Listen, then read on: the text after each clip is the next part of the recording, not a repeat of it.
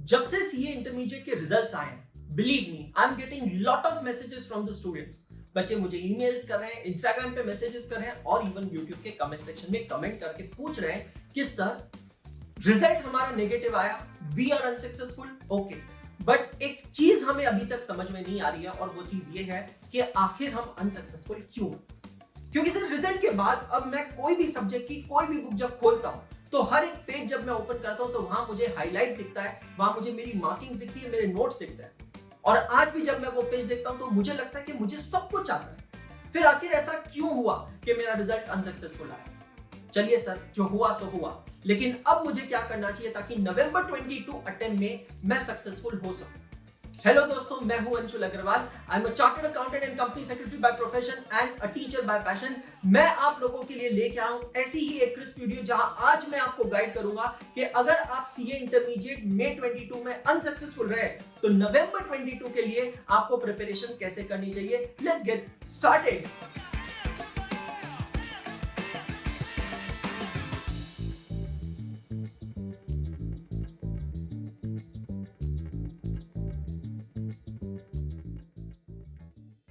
Intermediate का result आने के बाद अलग अलग प्लेटफॉर्म पे बच्चों ने मुझसे कई सवाल पूछे हैं। उन सभी सवालों को मैंने सम अप किया है और मैं उन सभी सवालों का जवाब आपको मल्टीपल वीडियोस में देने वाला हूं। सो बेसिकली क्वेश्चन है 3। पहला क्वेश्चन कि सर हमारा रिजल्ट नेगेटिव आ गया, ओके, अब ये फैक्ट भी हमने डाइजेस्ट कर लिया, बट समझ में नहीं आ रहा वेयर वी वेंट रॉन्ग। तो इस सवाल का जवाब, पहले सवाल का जवाब मैं आपको देने वाला हूं आज की मेरी इस वीडियो में। दूसरे सवाल का जवाब यह आया कि सर अब जब हमें पता है कि हमें नवंबर 22 की एग्जामिनेशन देनी है तो हम लोग समझ नहीं पा रहे हैं, डिसाइड नहीं कर पा रहे हैं कि हमें क्या करना चाहिए। क्या हमें हमारी क्लासेस वापस अटेंड करनी चाहिए, I mean the regular classes, या फिर हमें अलग अलग रिवीजन क्लासेस, रिवीजन बैचेस के लिए जाना चाहिए, या फिर हमें बैठ के सेल्फ स्टडी करना चाहिए। तो सर ये चीज पे हमें कुछ क्लैरिटी नहीं है, तो इस पर मैं दूसरी वीडियो बनाने वाला हूं। और तीसरा सवाल जो बच्चों ने मुझसे पूछा है वो ये कि सर हम एक ग्रुप दें या बोथ ग्रुप दें। ऐसे बहुत सारे बच्चे हैं जिन्होंने मई 22 में दोनों ग्रुप दिए थे और दोनों ही ग्रुप को पास नहीं कर पाए, तो अब वो सोच रहे हैं कि वो एक ग्रुप दे या बोथ ग्रुप दे। तो ये तीनों सवालों के जवाब मैं 3 अलग अलग वीडियोस में देने वाला हूं। सबसे पहले पहले सवाल का जवाब, how to know where we stand. अब जब हमें पता है, हमारे हाथ में हमारा रिजल्ट है जो हमारे हिसाब से काफी डिसअपॉइंटिंग है और अब हमें समझ में नहीं आ रहा है कि हमारी गलती क्या हुई है। दोस्तों, आपने सुना होगा कि सीए की जो एग्जाम होती है ना, इट्स अ विशियस सर्कल, एक चक्रव्यूह की तरह है। और इसे एक चक्रव्यूह क्यों कहा जाता है? क्योंकि अगर आप एक अटेम्प्ट में फेल होते हैं ना तो बहुत प्रोबेबिलिटी है कि आपको दूसरा अटेम्प्ट लगेगा। आई एम सॉरी, मैं आपको डिस्करेज नहीं कर रहा हूं, पर मैं आपके साथ हकीकत शेयर कर रहा हूं। लेकिन मैं आपको इसका रीजन बताता हूं, क्योंकि रीजन जानने के बाद जरूरी नहीं कि आपको दूसरा अटेम्प्ट लगे। इसका सबसे बड़ा रीजन ये है कि जब तक आपका रिजल्ट आता है तब तक काफी टाइम निकल चुका होता है, और रिजल्ट आने के बाद आप जब देखते हैं कि आपका अगला अटेम्प्ट फास्ट आ रहा है, नजदीक आ रहा है, तो आप तुरंत पढ़ाई चालू करते हैं without identifying the reasons of failure of the previous attempt. और यहां पे आप करते हैं सबसे बड़ी मिस्टेक। बेशक आपने पिछले अटेम्प्ट में पढ़ाई की थी, बेशक आप इस अटेम्प्ट में भी पढ़ाई करते हैं, but remember one thing, if you fail to plan, you plan to fail.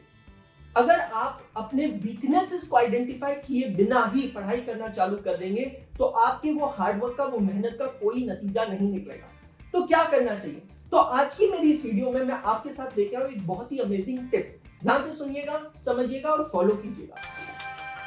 यहां पे जरूरत है आपको अपने स्वॉट एनालिसिस की। Now what do you mean by स्वॉट एनालिसिस? स्वॉट एनालिसिस का मतलब होता है S stands for strength, W stands for weaknesses, O stands for opportunities and T stands for threat। तो आपको अपने सब्जेक्ट वाइज, चैप्टर वाइज स्वॉट एनालिसिस को देखना है। कैसे देखा जाए, कैसे किया जाए, मैं आपको बता रहा हूं। वैसे जो ये एक्सरसाइज मैं आपसे बता रहा हूं, ये एक्सरसाइज आप किसी डायरी, रजिस्टर में भी कर सकते हैं, और अगर आप चाहें तो इसको आप माइक्रोसॉफ्ट एक्सेल में भी कर सकते हैं। सो आप लोगों को क्या करना है, आप लोगों को एक एक सब्जेक्ट की एक एक स्प्रेडशीट बनानी है। जैसे कि माइक्रोसॉफ्ट एक्सेल में पहली स्प्रेडशीट आपने बनाई पेपर नंबर 1 अकाउंटिंग की, और फिर अकाउंटिंग की स्प्रेडशीट बना के सारे चैप्टर्स के नाम को लिस्ट डाउन करना है। तो जैसे मैं लिखता हूं सबसे पहले chapter number 1 profit and loss pre और पोस्ट इनकॉर्पोरेशन। अब इसके बाद क्या करना है, जो भी आपकी क्लास की बुक थी, जो भी आपके नोट्स थे, वो नोट्स आपको ओपन करना है, उसके एक एक पेज को टर्न करना है, अपने रजिस्टर के एक एक पेज को टर्न करना है, आपको रिकॉल करना है कि एग्जाम में क्या इस चैप्टर पे क्वेश्चन आया था, और अगर आया था तो उस समय उस मोमेंट पे आपको कैसा फील हो रहा, क्या आप बहुत कॉन्फिडेंट थे या आप डरे थे, आप घबराए हुए थे, और उसके बेसिस पे, on the basis of this review, on the basis of this analysis, आपको अपनी कॉन्फिडेंस लेवल को डिफाइन करना है उस चैप्टर में। तो अगर आप माइक्रोसॉफ्ट एक्सेल में कर रहे हैं तो यहाँ पे मैं आपकी थोड़ी मदद कर सकता हूँ bye defining the colour scheme. तो आपको लगता है कि मैं वो चैप्टर में बहुत कॉन्फिडेंट हूँ, कहीं से भी क्वेश्चन आ जाए, कैसे भी आ जाए, मैं कर लूंगा। इनफैक्ट जब ये एग्जाम में क्वेश्चन आया था तो this was a very comfortable question for me, तो आप उसको ग्रीन कलर से कोडिफाई कर सकते हैं।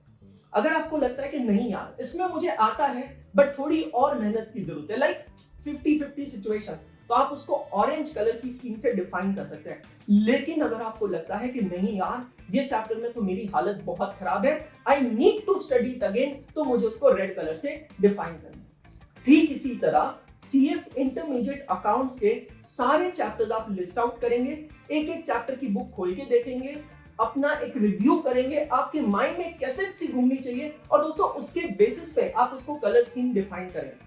Similarly, you will do this exercise for paper 2 law, paper 3 cost accounting, paper 4 taxation, and so on. Believe me, this exercise will not take more than 2 to 3 hours. But ये 2-3 घंटे जो है ना, ये worth investing है. Believe me, it is worth investing. At the end of 2-3 hours, you will realize that yes, आपने पूरे syllabus का एक डिटेल्ड ओवरव्यू किया है, और ये ओवरव्यू करने के बाद अब आपको बहुत अच्छे से पता है, थ्योरेटिकली नहीं, प्रैक्टिकली आपकी आंखों के आगे दिख रहा है कितने चैप्टर्स ग्रीन हैं, कितने चैप्टर्स ऑरेंज हैं, और कितने चैप्टर्स रेड हैं। तो जो ग्रीन है वो चैप्टर में आपको सिर्फ ब्रशिंग अप की जरूरत है, जो ऑरेंज है उसके लिए ट्रीटमेंट कुछ और है, और जो रेड है उसके लिए पिक्चर अभी बाकी है मेरे दोस्त। तो ये ग्रीन, ऑरेंज और रेड का क्या किया जाए ये मैं आपको बताऊंगा अपनी दूसरी वीडियो में, जिसके अंदर मैं आपको ये एक आपके दूसरे सवाल का जवाब दूंगा कि सर अब हमें क्या करना चाहिए, हमें रेगुलर क्लासेस देखनी चाहिए, हमें रिवीजन क्लासेस देखनी चाहिए, हमें सिर्फ सेल्फ स्टडी करनी चाहिए, या इनका कोई कॉम्बिनेशन करना चाहिए, है ना अमेजिंग टिप। सो दोस्तों इसी तरीके की वीडियोस मैं आपके लिए बनाता रहूंगा, इसी चैनल पे डालता रहूंगा। अगर मेरी ये टिप अच्छी लगी है, मेरी ये वीडियो अच्छी लगी है, तो प्लीज इसे लाइक जरूर करना है, कंटेंट क्रिएटर का मोटिवेशन बढ़ता है, और आपके जितने भी दोस्त हैं उनके साथ शेयर कर दें। वो ही नहीं जो अनसक्सेसफुल हुए मई 22 में and they are going to repeat in November 22, but वो भी जो पहली बार नवंबर 22 में एग्जाम देने वाले हैं। ये माइक्रोसॉफ्ट एक्सेल की टिप आपको कैसी लगी है कमेंट सेक्शन में कमेंट करके मुझे जरूर बताना, और आपके लिए कितनी हेल्पफुल रही ये मुझे लिख के बताइएगा। कमेंट में आपका नाम और शहर का नाम लिखना ना भूलिए। Thank you very much, good day all of you.